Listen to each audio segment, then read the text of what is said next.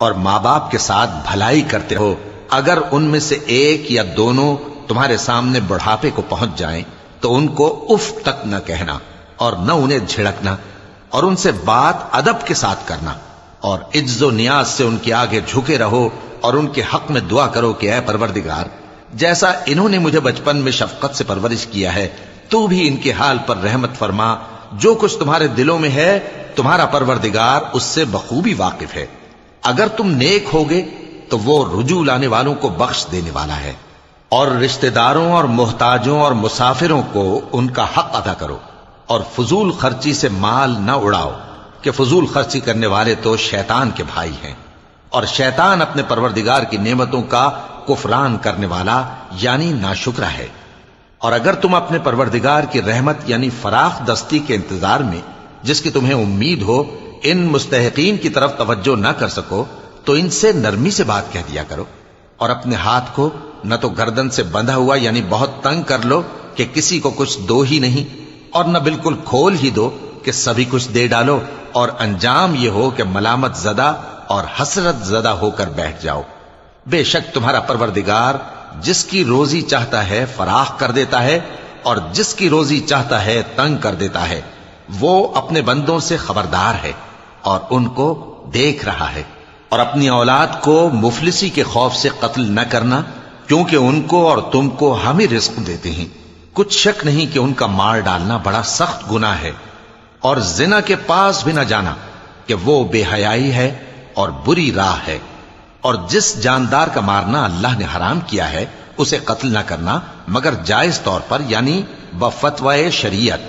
اور جو شخص ظلم سے قتل کیا جائے ہم نے اس کے وارث کو اختیار دیا ہے کہ ظالم قاتل سے بدلہ لے، تو اس کو چاہیے کہ قتل کے قصاص میں زیادتی نہ کرے کہ وہ منصور و فتح یاب ہے۔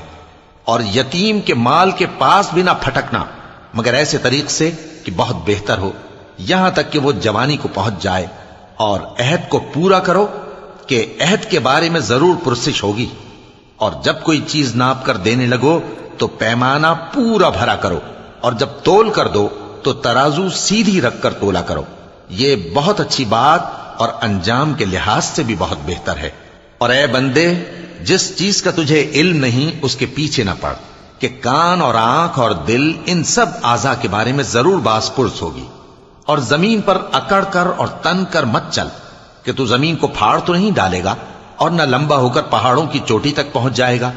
ان سب عادتوں کی برائی تیرے پروردگار کے نزدیک بہت ناپسند ہے۔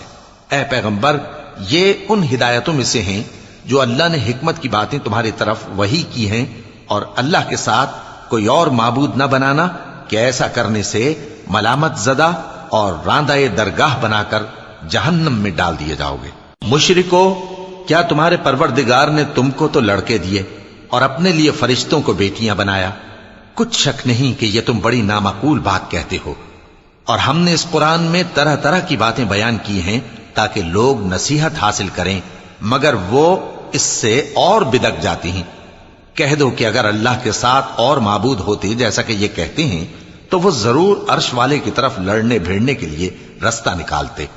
وہ پاک ہے، اور جو کچھ یہ بکواس کرتے ہیں اس سے اس کا رتبہ بہت عالی ہے۔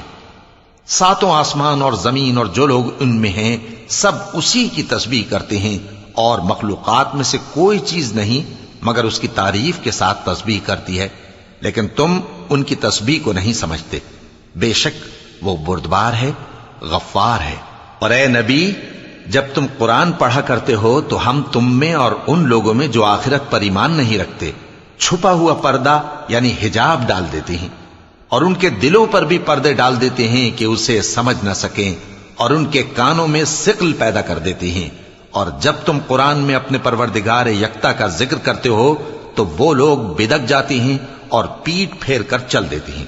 یہ لوگ جب تمہاری طرف کان لگاتے ہیں تو جس نیت سے یہ سنتے ہیں ہم اسے خوب جانتے ہیں، اور جب یہ سرگوشیاں کرتے ہیں یعنی جب ظالم کہتے ہیں کہ تم تو ایک ایسے شخص کی پیروی کرتے ہو جس پر جادو کیا گیا ہے، دیکھو انہوں نے کس کس طرح کی تمہارے بارے میں باتیں بنائی۔